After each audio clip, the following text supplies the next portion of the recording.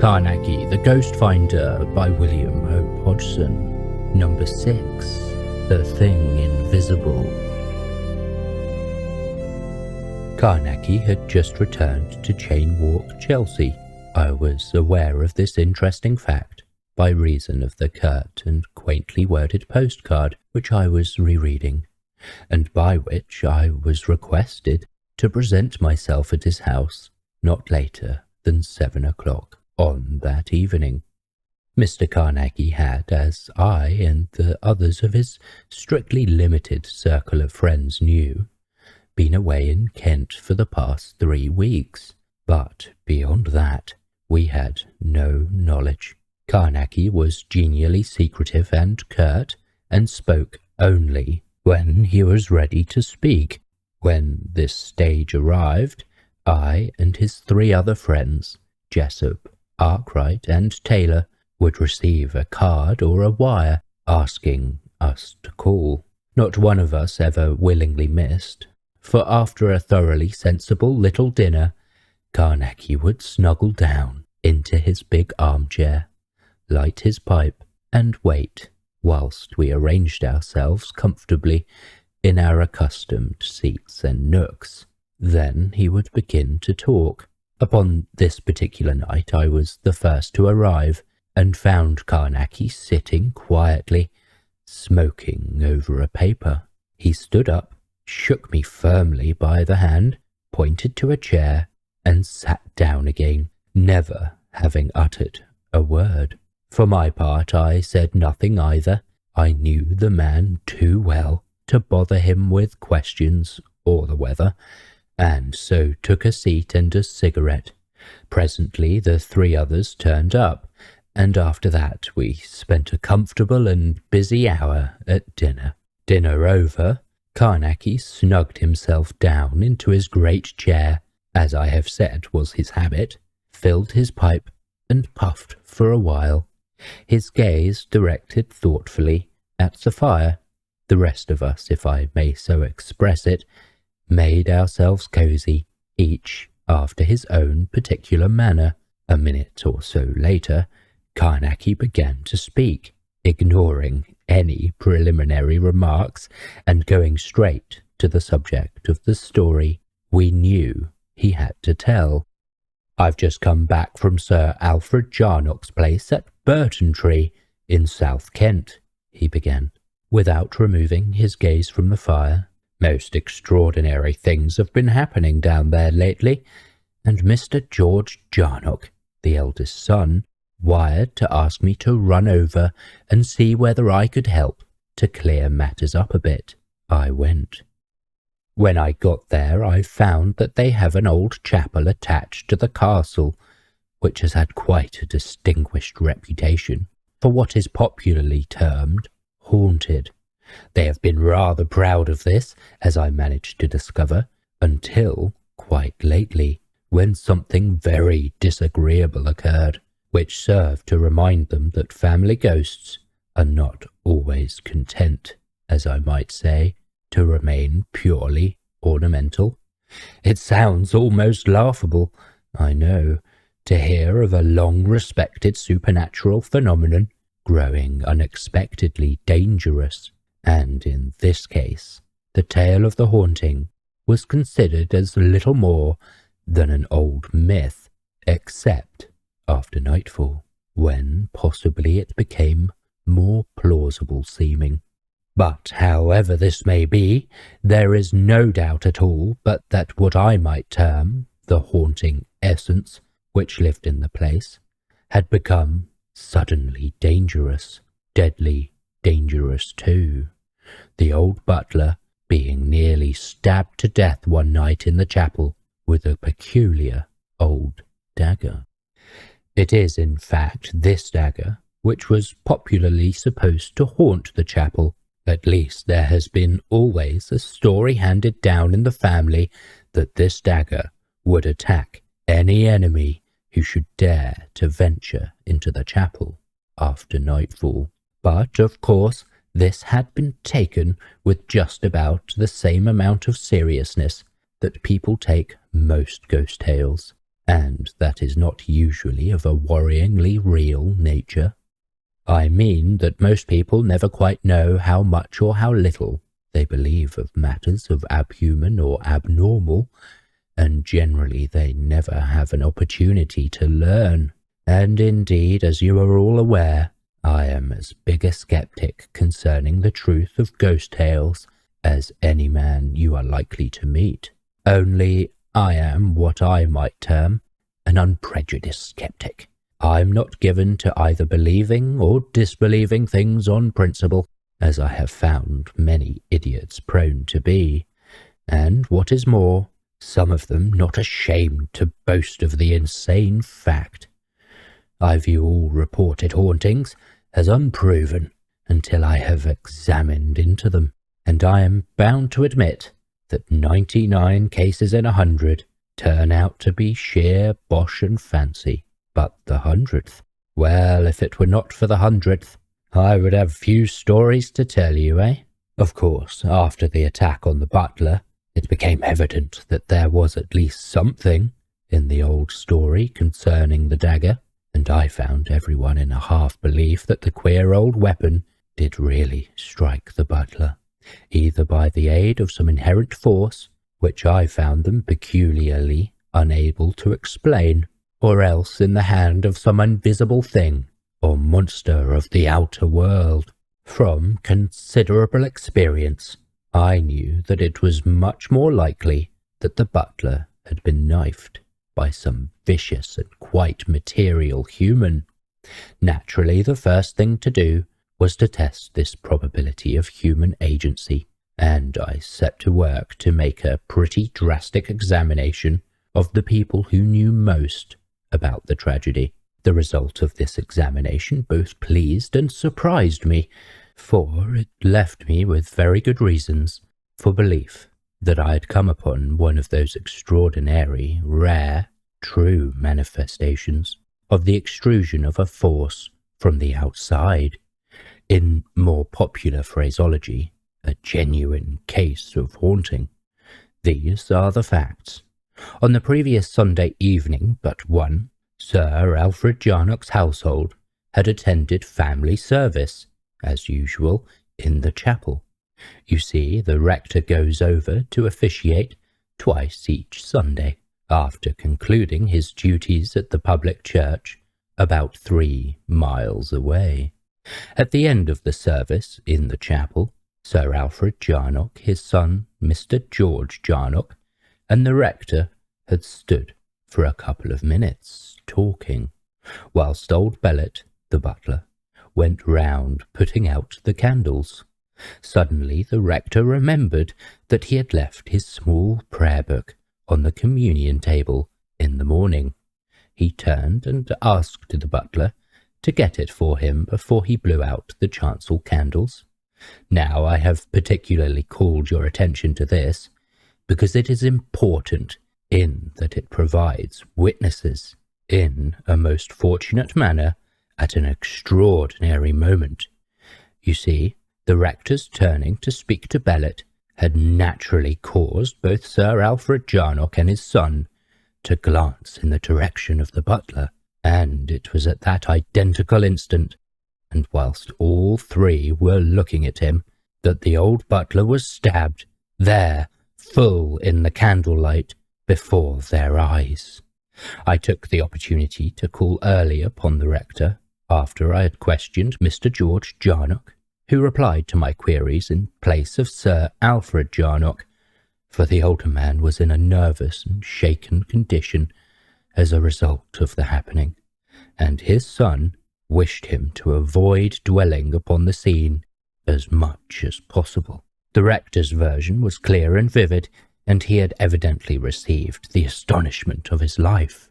He pictured to me the whole affair, Bellet up at the chancel gate, going for the prayer book, and absolutely alone, and then the blow out of the void, he described it, and the force prodigious, the old man being driven headlong into the body of the chapel, like the kick of a great horse, his benevolent old eyes bright and intense with the effort he had actually witnessed. in defiance of all that he had hitherto believed. When I left him, he went back to the writing, which he had put aside when I appeared. I feel sure that he was developing the first unorthodox sermon that he had ever evolved. He was a dear old chap, and I should certainly like to have heard it. The last man I visited was the butler. He was, of course, in a frightfully weak and shaken condition, but he could tell me nothing that did not point to there being a power abroad in the chapel. He told the same tale in every minute particle that I had learned from the others. He had just been going up to put out the altar candles and fetch the rector's book, when something struck him an enormous blow high up on the left breast, and he was driven headlong into the aisle. Examination had shown that he'd been stabbed by the dagger, of which I will tell you more in a moment, that hung always above the altar. The weapon had entered, fortunately some inches above the heart, just under the collarbone, which had been broken by the stupendous force of the blow, the dagger itself being driven clean through the body and out through the scapula behind. The poor old fellow could not talk much, and I soon left him. But what he had told me was sufficient to make it unmistakable that no living person had been within yards of him when he was attacked, and as I knew, this fact was verified by 3 capable and responsible witnesses, independent of Bellet himself. The thing now was to search the chapel, which is small and extremely old. It is very massively built, and entered through only one door, which leads out of the castle itself, and the key of which is kept by Sir Alfred Jarnock, the butler having no duplicate. The shape of the chapel is oblong, and the altar is railed off after the usual fashion. There are 2 tombs in the body of the place, but none in the chancel, which is bare, except for the tall candlesticks and the chancel rail, beyond which is the undraped altar of solid marble, upon which stand 4 small candlesticks, 2 at each end. Above the altar hangs the waeful dagger, as I had learned it was named. I fancy the term has been taken from an old vellum, which describes the dagger and its supposed abnormal properties. I took the dagger down and examined it minutely, and with method. The blade is 10 inches long, 2 inches broad at the base, and tapering to a rounded but sharp point, rather peculiar. It is double-edged. The metal sheath is curious for having a crosspiece, which, taken with the fact that the sheath itself is continued 3 parts up the hilt of the dagger in a most inconvenient fashion, gives it the appearance of a cross. This is not unintentional, as shown by an engraving of the Christ crucified upon one side, whilst upon the other, in Latin, is the inscription, "Vengeance is mine, I will repay." A quaint but rather terrible conjunction of ideas. Upon the blade of the dagger is graven in Old English capitals, "I watch, I strike." On the butt of the hilt there is carved deeply a pentacle. This is a pretty accurate description of the peculiar old weapon that has had the curious and uncomfortable reputation of being able, either of its own accord or in the hand of something invisible, to strike murderously any enemy of the Jarnock family who may chance to enter the chapel after nightfall. I may tell you here and now that before I left, I had very good reason to put certain doubts behind me, for I tested the deadliness of the thing myself. As you know, however, at this point of my investigation, I was still at that stage where I considered the existence of a supernatural force unproven. In the meanwhile, I treated the chapel drastically, sounding and scrutinizing the walls and floor, dealing with them almost foot by foot, and particularly examining the 2 tombs. At the end of this search I had in a ladder and made a very close survey of the groined roof. I passed 3 days in this fashion, and by the evening of the 3rd day, I had proved to my entire satisfaction that there is no place in the whole of that chapel where any living being could have hidden, and also that the only way of ingress and egress to and from the chapel is through the doorway which leads into the castle, the door of which was always kept locked, and the key kept by Sir Alfred Jarnock himself. As I have told you, I mean, of course, that this doorway is the only entrance practicable to material people. Yes, as you will see, even had I discovered some other opening, secret or otherwise, it would not have helped at all to explain the mystery of the incredible attack in a normal fashion. For the butler, as you know, was struck in full sight of the rector, Sir Jarnock, and his son, and old Bellet himself knew that no living person had touched him. Out of the void, the rector had described the inhumanly brutal attack. Out of the void, a strange feeling it gives one, eh? And this is the thing that I had been called in to bottom. After considerable thought, I decided on a plan of action. I proposed to Sir Alfred Jarnock that I should spend a night in the chapel and keep a constant watch upon the dagger. But to do this, the old knight, a little wizened, nervous man, would not listen for a moment. He, at least, I felt assured, had no doubt of the reality of some dangerous supernatural force aroam at night in the chapel. He informed me that it had been his habit every evening to lock the chapel door, so that no one might foolishly or heedlessly run the risk of any peril that it might hold at night, and that he could not allow me to attempt such a thing after what had happened to the butler. I could see that Sir Alfred Jarnock was very much in earnest, and would evidently have held himself to blame had he allowed me to make the experiment, and any harm come to me. So I said nothing in argument, and presently, bleeding the fatigue of his years and health, he said good night, and left me, having given me the impression of being a polite but rather superstitious old gentleman. That night, however, whilst I was undressing, I saw how I might achieve the thing I wished, and be able to enter the chapel after dark without making Sir Alfred Jarnock nervous.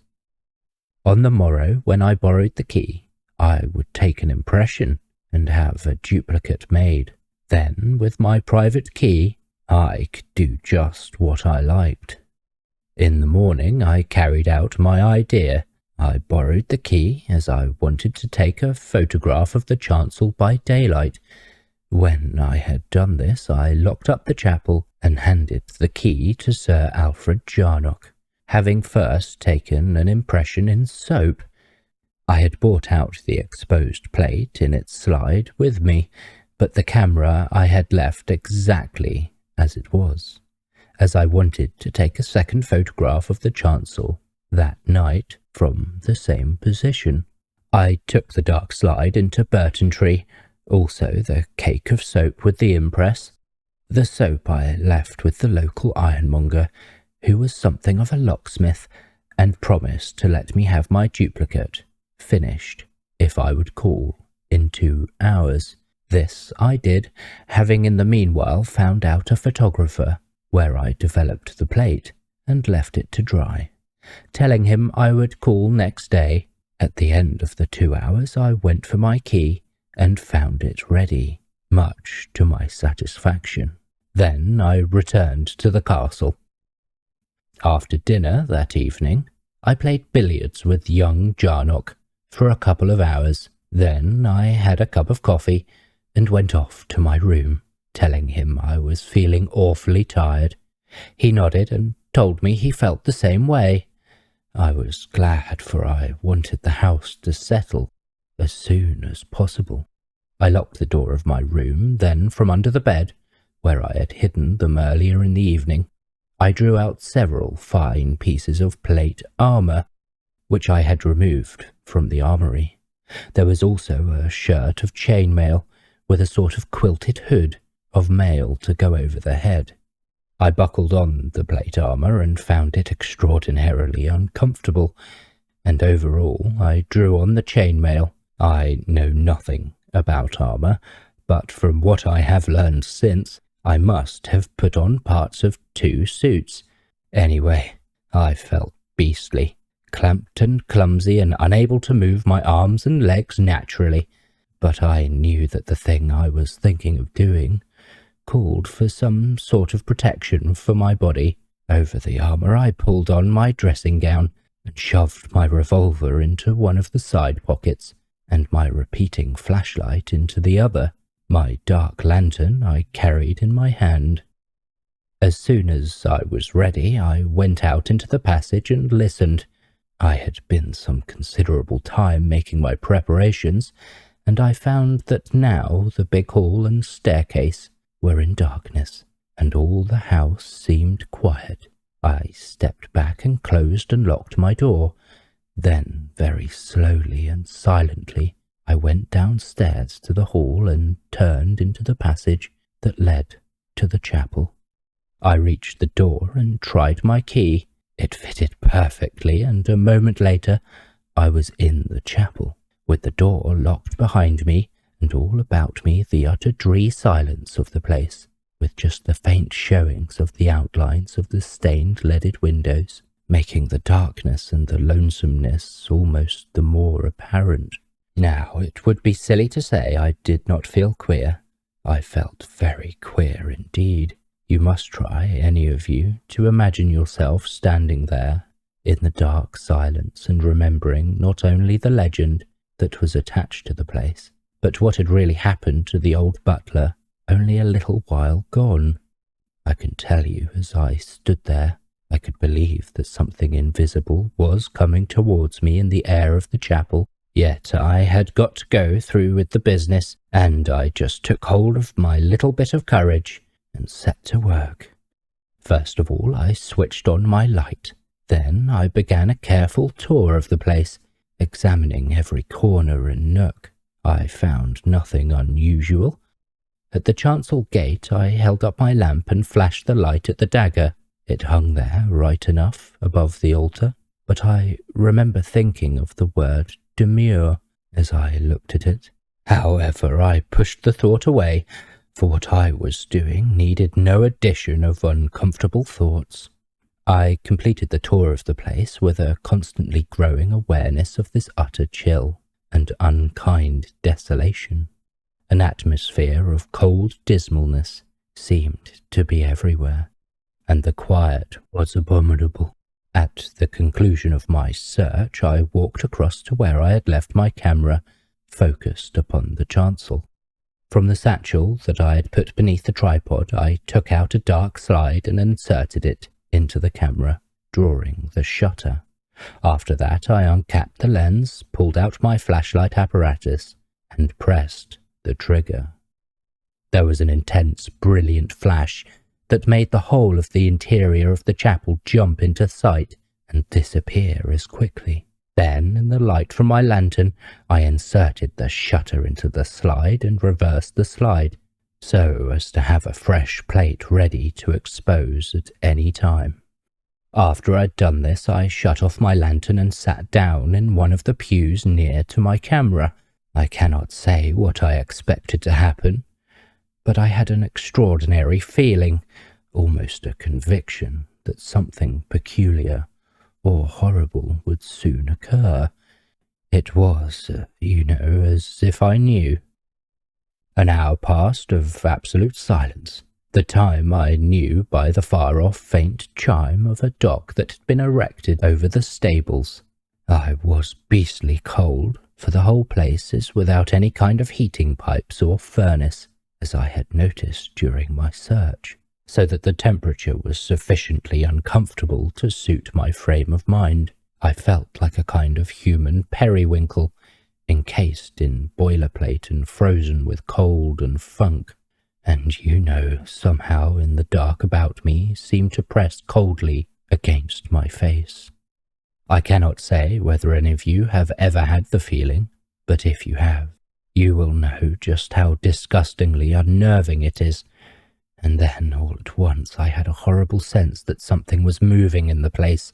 It was not that I could hear anything, but I had a kind of intuitive knowledge that something had stirred in the darkness.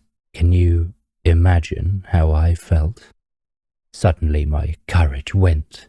I put up my mailed arms over my face. I wanted to protect it. I had got a sudden sickening feeling that something was hovering over me in the dark. Talk about fright! I could have shouted if I had not been afraid of the noise. And then, abruptly, I heard something. Way up the aisle, there sounded a dull clang of metal, as it might be the tread of a mailed heel upon the stone of the aisle. I sat immovable. I was fighting with all my strength to get back my courage. I could not take my arms down from over my face, but I knew that I was getting hold of the gritty part of me again, and suddenly I made a mighty effort and lowered my arms. I held my face up in the darkness, and I tell you, I respect myself for the act, because I thought truly at that moment that I was going to die. But I think just then, by the slow revulsion of feeling, which had assisted my effort, I was less sick in that instant at the thought of having to die than at the knowledge of the utter weak cowardice that had so unexpectedly shaken me all to bits for a time.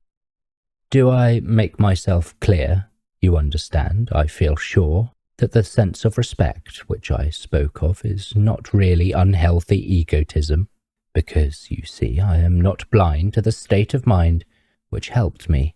I mean that if I had uncovered my face by sheer effort of will, unhelped by any revulsion of feeling, I should have done a thing much more worthy of mention. But even as it was, there were elements in the act worthy of respect. You follow me, don't you? And nothing touched me after all, so that in a little while I had got back a bit to my normal and felt steady enough to go through with the business without any more funking. I dare say a couple of minutes passed, and then way up near the chancel there came again that clang, as though an armoured foot stepped cautiously. By Jove, but it made me stiffen.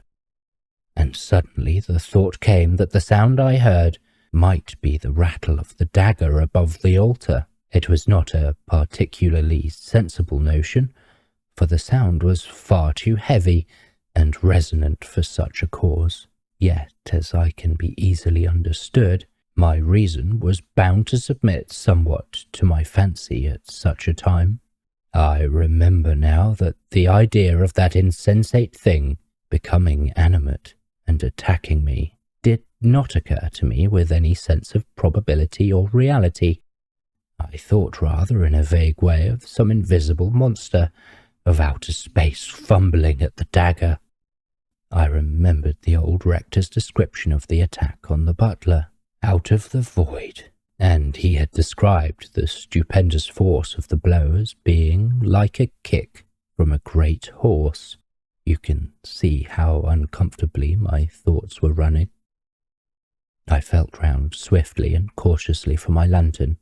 I found it close to me, on the pew seat, and with a sudden jerky movement I switched on the light and flashed it up the aisle, to and fro across the chancel, but I could see nothing to frighten me. I turned quickly and sent the jet of light darting across and across the rear end of the chapel, and then on each side of me, before and behind, up at the roof and down at the marble floor. But nowhere was there any visible thing to put me in fear, not a thing that need have set my flesh thrilling. Just the quiet chapel, cold and eternally silent. You know the feeling. I had been standing whilst I sent the light about the chapel, but now I pulled out my revolver and then, with a tremendous effort of will, switched off the light, and sat down in the darkness to continue my constant watch. It seemed to me that quite half an hour, or even more, must have passed after this, during which no sound had broken the intense stillness. I had grown less nervously tense, for the flashing of the light round the place had made me feel less out of all bounds of the normal.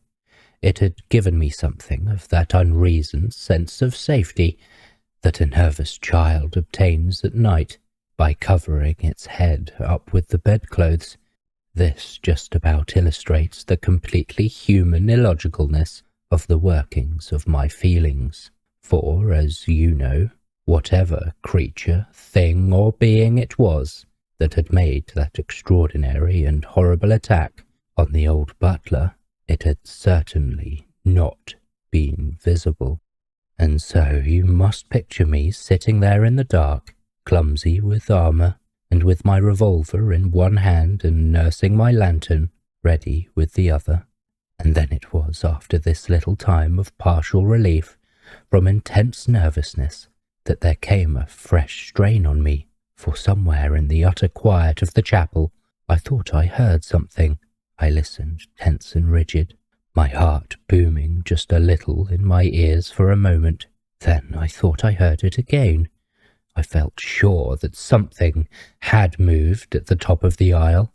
I strained in the darkness to hark, and my eyes showed me blackness within blackness wherever I glanced, so that I took no heed of what they told me, for even if I looked at the dim loom of the stained window at the top of the chancel, my sight gave me the shapes of vague shadows passing, noiseless and ghostly across, constantly.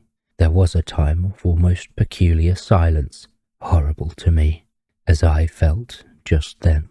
And suddenly I seemed to hear a sound again, nearer to me, and repeated, infinitely stealthy. It was as if a vast, soft tread were coming slowly down the aisle.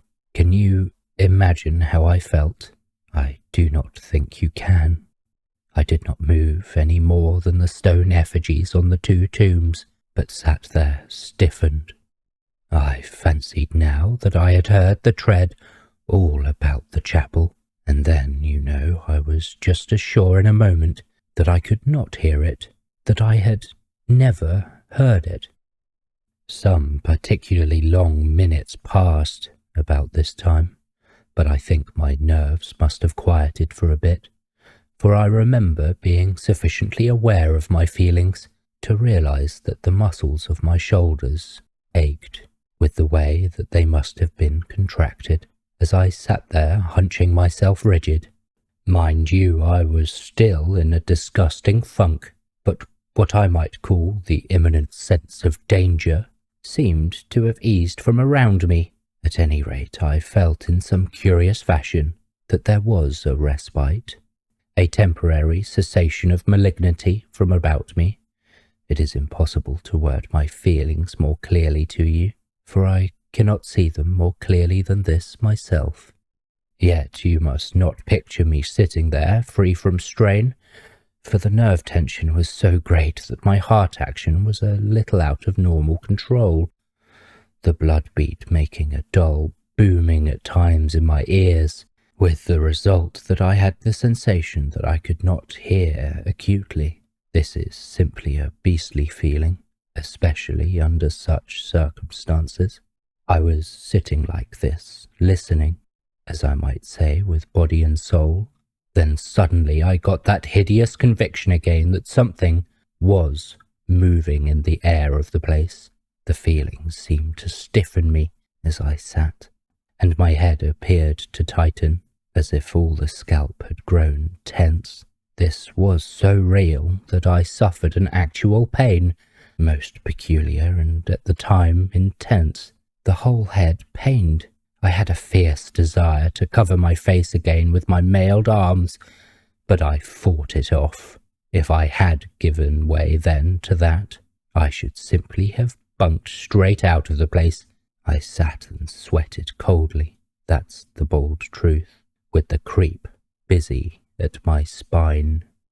And then, abruptly, once more I thought I heard the sound of that huge, soft tread on the aisle, and this time closer to me. There was an awful little silence, during which I had the feeling that something enormous was bending over toward me from the aisle, and then, through the booming of the blood in my ears, there came a slight sound from the place where my camera stood, a disagreeable sort of slithering sound, and then a sharp tap. I had the lantern ready in my left hand, and now I snapped it on desperately and shone it straight above me, for I had a conviction that there was something there, but I saw nothing. Immediately I flashed the light at the camera and along the aisle, but again there was nothing visible. I wheeled round, shooting the beam of light in a great circle about the place. To and fro I shone it, jerking it here and there, but it showed me nothing. I had stood up the instant that I had seen that there was nothing in sight over me, and now I determined to visit the chancel and see whether the dagger had been touched. I stepped out of the pew into the aisle, and here I came to an abrupt pause, for an almost invincible, sick repugnance was fighting me back from the upper part of the chapel. A constant queer prickling went up and down my spine, and a dull ache took me in the small of my back, as I fought with myself to conquer this sudden new feeling of terror and horror. I tell you that no one who has not been through these kinds of experiences has any idea of the sheer, actual physical pain attendant upon and resulting from the intense nerve strain that ghostly fright sets up in the human system. I stood there feeling positively ill, but I got myself in hand, as it were, in about half a minute, and then I went walking, I expect, as jerky as a mechanical tin man, and switching the light from side to side, before and behind, and over my head continually, and the hand that held my revolver sweated so much that the thing fairly slipped in my fist. Does not sound very heroic, does it? I passed through the short chancel and reached the step that led up to the small gate in the chancel rail. I threw the beam from my lantern upon the dagger. Yes, I thought, it's all right. Abruptly it seemed to me that there was something wanting, and I leaned forward over the chancel gate to peer, holding the light high. My suspicion was hideously correct. The dagger had gone.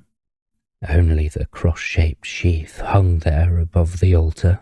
In a sudden, frightened flash of imagination, I pictured the thing adrift in the chapel, moving here and there, as though of its own volition, for whatever force wielded it was certainly beyond visibility. I turned my head stiffly over to the left, glancing frightenedly behind me, and flashing the light to help my eyes. In the same instant I was struck a tremendous blow over the left breast, and hurled backward from the chancel rail into the aisle, my armour clanging loudly in the horrible silence. I landed on my back and slithered along the polished marble. My shoulder struck the corner of a pew front, and brought me up half-stunned. I scrambled to my feet, horribly sick and shaken, but the fear that was on me making little of that at the moment. I was minus both revolver and lantern, and utterly bewildered as to just where I was standing. I bowed my head and made a scrambling run in the complete darkness, and dashed into a pew. I jumped back, staggering, got my bearings a little, and raced down the centre of the aisle, putting my mailed arms over my face. I plunged into my camera, hurling it among the pews.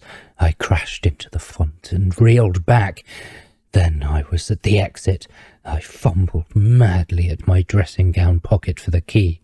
I found it, and scraped at the door feverishly for the keyhole. I found the keyhole and turned the key, and was into the passage. I slammed the door and leant hard against it, gasping, whilst I felt crazily again for the keyhole. this time to lock the door upon what was in the chapel. I succeeded, and began to feel my way stupidly along the wall of the corridor. Presently I had come to the big hall, and so in a little to my room. In my room I sat for a while, until I had steadied down something to the normal. After a time I commenced to strip off the armour.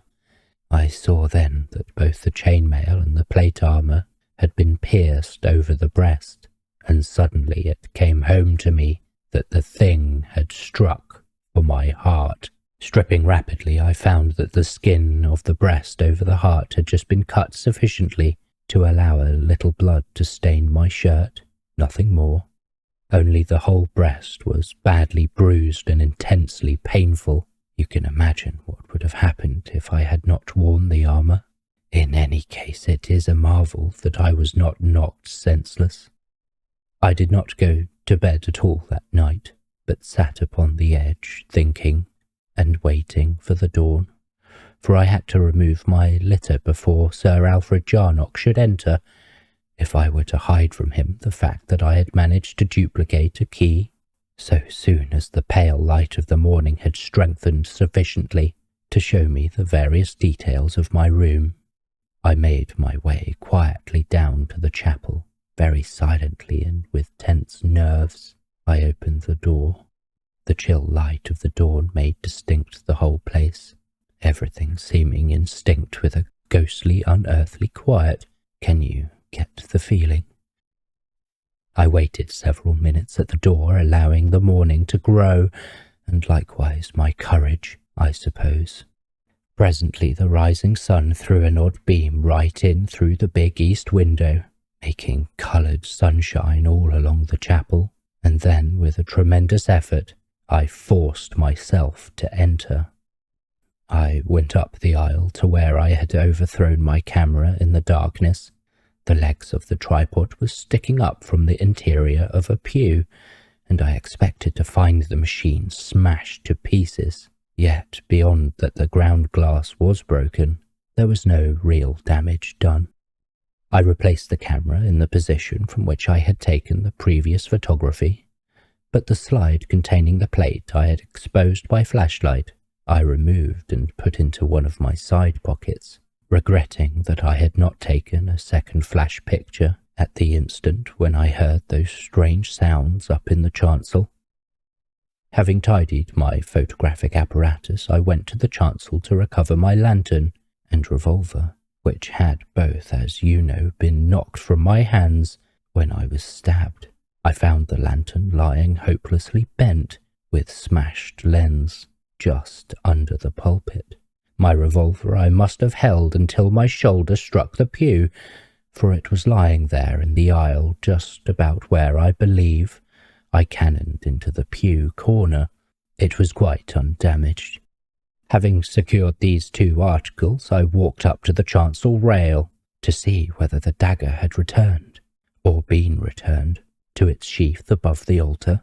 Before, however, I reached the chancel rail, I had a slight shock, for there on the floor of the chancel, about a yard away from where I had been struck, lay the dagger, quiet and demure upon the polished marble pavement. I wonder whether you will, any of you, understand the nervousness that took me at the sight of the thing. With a sudden, unreasoned action, I jumped forward and put my foot on it to hold it there. Can you understand? Do you?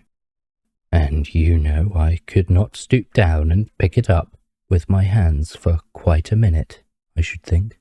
Afterward, when I had done so, however, and handled it a little, this feeling passed away, and my reason, and also I expect the daylight, made me feel that I had been a little bit of an ass. Quite natural, though, I assure you. Yet it was a new kind of fear to me. I'm taking no notice of the cheap joke about the ass. I am talking about the curiousness of learning in that moment a new shade or quality of fear that had hitherto been outside of my knowledge or imagination. Does it interest you? I examined the dagger minutely, turning it over and over in my hands, and never, as I suddenly discovered, holding it loosely. It was as if I were subconsciously surprised that it lay quiet in my hands, yet even this feeling passed, largely after a short while.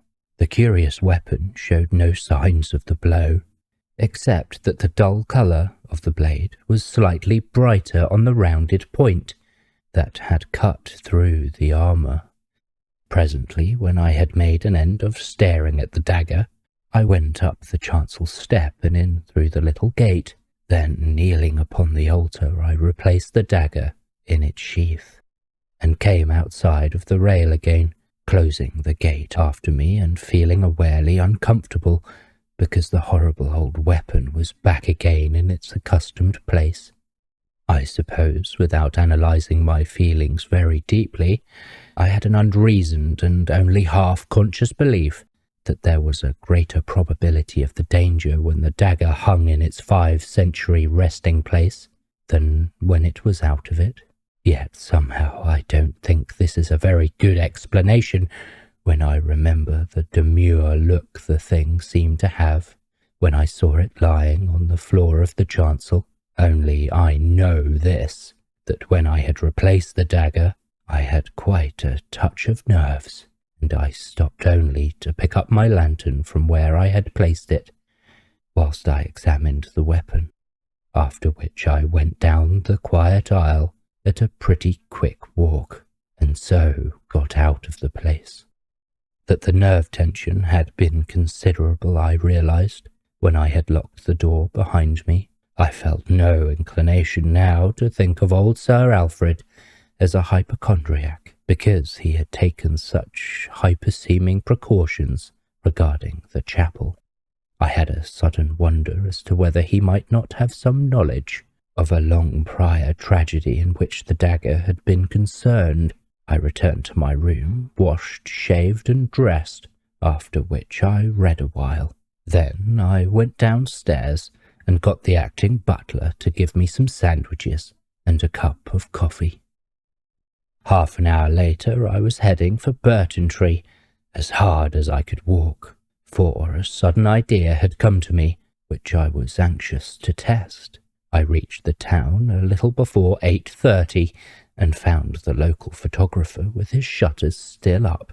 I did not wait, but knocked until he appeared with his coat off, evidently in the act of dealing with his breakfast. In a few words I made clear that I wanted the use of his dark room immediately, and this he at once placed at my disposal. I had brought with me the slide which contained the plate that I had used with the flashlight, and as soon as I was ready I set to work to develop. Yet it was not the plate which I had exposed that I first put into the solution, but the second plate which had been ready in the camera during all the time of my waiting in the darkness. You see, the lens had been uncapped all that while, so that the whole chancel had been, as it were, under observation. You all know something of my experiments in lightless photography, that is, appreciating light. It was X-ray work that started me in that direction, yet you must understand, though I was attempting to develop this unexposed plate, I had no definite idea of results, nothing more than a vague hope that it might show me something. Yet, because of the possibilities, it was with the most intense and absorbing interest that I watched the plate under the action of the developer. Presently I saw a faint smudge of black appear in the upper part, and after that others indistinct and wavering of outline. I held the negative up to the light. The marks were rather small, and were almost entirely confined to one end of the plate, but as I have said, lacked definitiveness. Yet, such as they were sufficient to make me very excited, and I shoved the thing quickly back into the solution.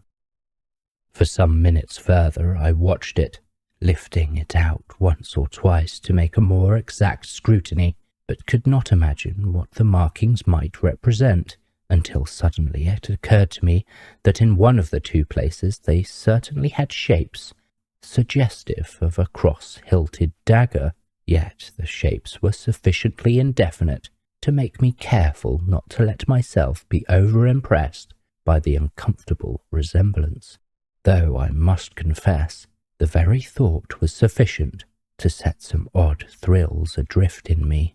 I carried development a little further, then put the negative into the hypo and commenced work upon the other plate.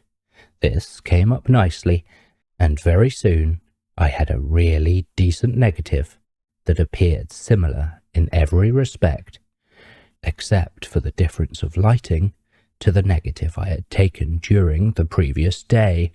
I fixed the plate, and then, having washed both it and the unexposed one for a few minutes under the tap, I put them into methylated spirits for 15 minutes, after which I carried them into the photographer's kitchen and dried them in the oven. Whilst the two plates were drying, the photographer and I made an enlargement from the negative I had taken by daylight. Then we did the same thing with the other two that had just developed, washing them as quickly as possible, for I was not troubling about the permanency of the prints, and drying them with spirits.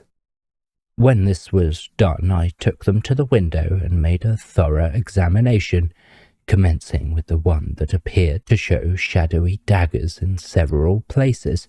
Yet, though it was now enlarged, I was still unable to feel convinced that the marks truly represented anything abnormal, and because of this I put it on one side, determined not to let my imagination play too large a part in constructing weapons out of the indefinite outlines. I took up the two other enlargements, both of the chancel, as you will remember, and commenced to compare them. For some minutes I examined them without being able to distinguish any difference in the scene they portrayed, and then abruptly I saw something in which they varied. In the second enlargement, the one made from the flashlight negative, the dagger was not in its sheath, yet I had felt sure it was there but a few minutes before I took the photograph. After this discovery, I began to compare the two enlargements in a very different manner from my previous scrutiny. I borrowed a pair of calipers from the photographer, and with these I carried out a most methodical and exact comparison of the details shown in the two photographs. Suddenly I came upon something that set me all tingling with excitement. I threw the calipers down, paid the photographer, and walked out through the shop into the street. The three enlargements I took with me, making them into a roll as I went. At the corner of the street I had the luck to get a cab, and was soon back at the castle. I hurried up to my room and put the photographs away. Then I went down to see whether I could find Sir Alfred Jarnock, but Mr. George Jarnock, who met me, told me that his father was too unwell to rise, and would prefer that no one entered the chapel unless he were about. Young Jarnock made a half-apologetic excuse for his father, remarking that Sir Alfred Jarnock was perhaps inclined to be a little over-careful, but that considering what had happened, we must agree that the need for his carefulness had been justified. He added also that even before the horrible attack on the butler, his father had been just as particular, always keeping the key and never allowing the door to be unlocked except when the place was in use for divine service, and for an hour each forenoon when the cleaners were in. To all this I nodded understandingly, but when presently the young man left me, took my duplicate key and made for the door of the chapel, I went in and locked it behind me, after which I carried out some intensely interesting and rather weird experiments. These proved successful to such an extent that I came out of the place in a perfect fever of excitement. I inquired for Mr. George Jarnock, and was told that he was in the morning room. "Come along," I said when I had found him. "Please give me a lift. I've something exceedingly strange to show you." He was palpably very much puzzled, but came quickly. As we strode along, he asked me a score of questions, to all of which I shook my head, asking him to wait a little. I led the way to the armoury. Here I suggested that he should take one side of a dummy, dressed in half-plate armour, whilst I took the other. He nodded, though obviously vastly bewildered, and together we carried the thing to the chapel door. When he saw me take out my key and open the way for us, he appeared even more astonished, but held himself in, evidently waiting for me to explain. We entered the chapel, and I locked the door behind us, after which we carted the armoured dummy up the aisle to the gate of the chancel rail, where we put it down on its round wooden stand. "Stand back," I shouted suddenly as young Jarnock made a movement to open the gate. "My God, man, you mustn't do that," he said. "Do what?" Half startled and half irritated by my words and manner. "1 minute," I said. "Just stand to the side a moment and watch." He stepped to the left whilst I took the dummy in my arms and turned it to face the altar, so that it stood close to the gate. Then, standing well away on the right side, I pressed the back of the thing so that it leant forward a little upon the gate, which flew open. In the same instant the dummy was struck a tremendous blow that hurled it into the aisle, the armour rattling and clanging upon the polished marble floor. "Good God!" shouted young Jarnock, and ran back from the chancel rail, his face very white. "Come and look at the thing," I said, and led the way to where the dummy lay, its armoured upper limbs all splayed adrift in queer contortions. I stooped over it and pointed. There, driven right through the thick steel breastplate, was the waeful dagger. "Good God," said young Jarnock again. "Good God, it's the dagger. The thing's been stabbed, same as Bellet." "Yes," I replied, and saw him glance swiftly towards the entrance of the chapel, but I will do him the justice to say that he never budged an inch. "Come and see how it was done," I said, and led the way back to the chancel rail. From the wall to the left of the altar, I took down a long, curiously ornamented iron instrument, not unlike a short spear. The sharp end of this I inserted in a hole in the left-hand gatepost of the chancel gateway. I lifted hard, and a section of the post from the floor upward bent inward toward the altar, as though hinged at the bottom. Down it went, leaving the remaining part of the post standing.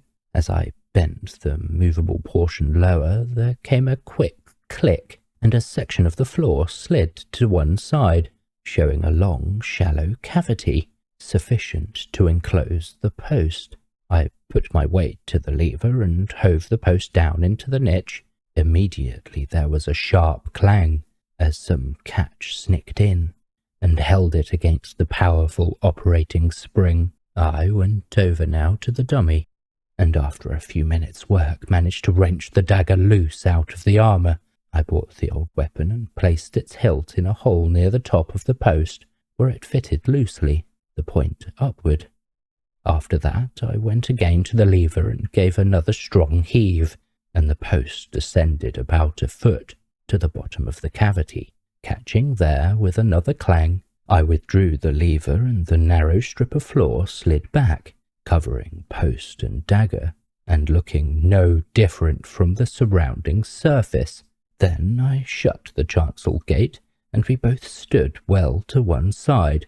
I took the spear-like lever and gave the gate a little push, so that it opened. Instantly there was a loud thud, and something sang through the air, striking the bottom wall of the chapel. It was the dagger.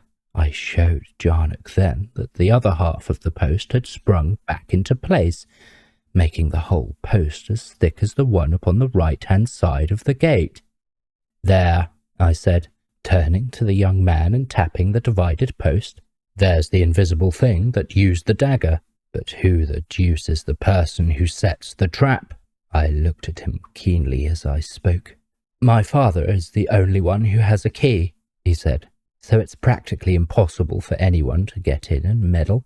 I looked at him again, but it was obvious that he had not yet reached out to any conclusion. "See here, Mr. Jarnock," I said, perhaps rather curter than I should have done, considering what I had to say. "You are quite sure that Sir Alfred is quite balanced, mentally?" He looked at me half-frightenedly and flushing a little. I realized then how badly I put it. "I don't know," he replied, after a slight pause, and was then silent, except for one or two incoherent half-remarks. "Tell the truth," I said. "Haven't you suspected something now and again? You needn't be afraid to tell me."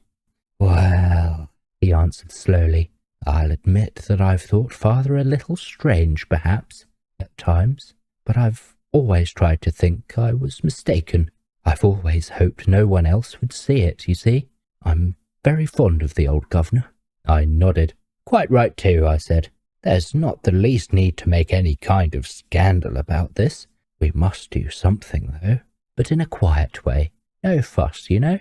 I should go and have a chat with your father and tell him I've found out about this thing." I touched the divided post. Young Jarnock seemed very grateful for my advice, and after shaking my hand pretty hard, took my key and let himself out of the chapel. He came back in about an hour, looking rather upset.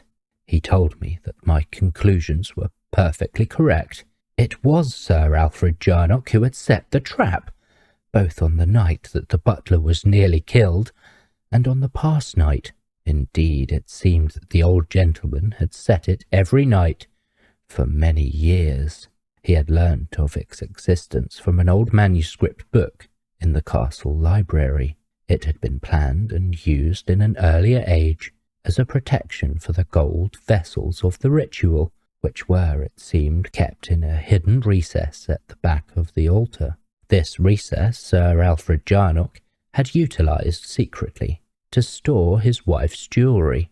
She had died some 12 years back, and the young man told me that his father had never seemed quite himself since. I mentioned to young Jarnock how puzzled I was that the trap had been set before the service, on the night that the butler was struck, for if I understood him all right, his father had been in the habit of setting the trap late every night and unsetting it each morning before anyone entered the chapel. He replied that his father, in a fit of temporary forgetfulness, natural enough in his neurotic condition, must have set it too early, and hence what had so nearly proved a tragedy. This is about all there is to tell. The old man is not, so far as I could learn, really insane. In the popularly accepted sense of the word, he is extremely neurotic and has developed into a hypochondriac. The whole condition probably brought about by the shock and sorrow resultant on the death of his wife, leading to years of sad broodings and overmuch of his own company and thoughts. Indeed, young Jarnock told me that his father would sometimes pray for hours together, alone in the chapel. Carnacki made an end of speaking and leant forward for a spill. "But you never told us just how you discovered the secret of this divided post and all that," I said, speaking for the four of us. "Oh, that," replied Carnacki, puffing vigorously at his pipe. "I found, on comparing the photos, that the one taken in the daytime showed a thicker left-hand gatepost than the one taken at night by the flashlight. That put me on to the track. I saw at once that there might be some mechanical dodge at the back of the whole queer business, and nothing at all of an abominable nature. I examined the post, and the rest was simple enough, you know. By the way," he continued, rising and going to the mantelpiece. "You may be interested to have a look at the so-called Wayful dagger. Young Jarnock was kind enough to present it to me as a little memento of my adventure." He handed it round to us, and whilst we examined it, stood silent before the fire, puffing meditatively at his pipe. "Jarnock and I made the trap so it won't work," he remarked after a few moments. "I've got the dagger, as you see, and old Bellet's getting about again, so that the whole business can be hushed up decently. All the time, I fancy, the chapel will never lose its reputation as a dangerous place. Should be pretty safe now to keep valuables in." "There's two things you haven't explained yet," I said. "What do you think caused the two clangy sounds when you were in the chapel in the dark? And do you believe the soft, tready sounds were real, or only a fancy with your being so worked up and tense?" "I don't know certain about the clangs," replied Carnacki. "I've puzzled quite a bit about them. I can only think that the spring which worked the post must have given a trifle, slipped, you know, in the catch. If it did, under such a tension, it would make a bit of a ringing noise, and a little sound goes a long way in the middle of the night when you're thinking of ghostesses. You can understand that, eh?" "Yes," I agreed. "And the other sounds?" "Well, the same thing. I mean, the extraordinary quietness may help to explain these a bit. They may have been some usual enough sound that would never have been noticed under ordinary conditions, or they may have been only fancy. It is just impossible to say. They were disgustingly real to me. As for the slithery noise, I'm pretty sure that one of the tripod legs of my camera must have slipped a few inches. If it did so, it may easily have jolted the lens cap off the baseboard, which would account for that queer little tap which I heard directly after." "How do you account for the dagger being in its place above the altar when you first examined it that night?" I asked. "How could it be there when at the very moment it was set in the trap?" "That was my mistake," replied Carnacki. "The dagger could not possibly have been in its sheath at the time, though I thought it was. You see, the curious cross-hilted sheath gave the appearance of the complete weapon, as you can understand. The hilt of the dagger protrudes very little above the continued portion of the sheath, a most inconvenient arrangement for drawing quickly." He nodded savagely at the lot of us, and yawned, then glanced at the clock. "Out you go," he said in a friendly fashion, using the recognized formula. "I want to sleep." We rose, shook him by the hand, and went out presently into the night and the quiet of the embankment, and so to our homes.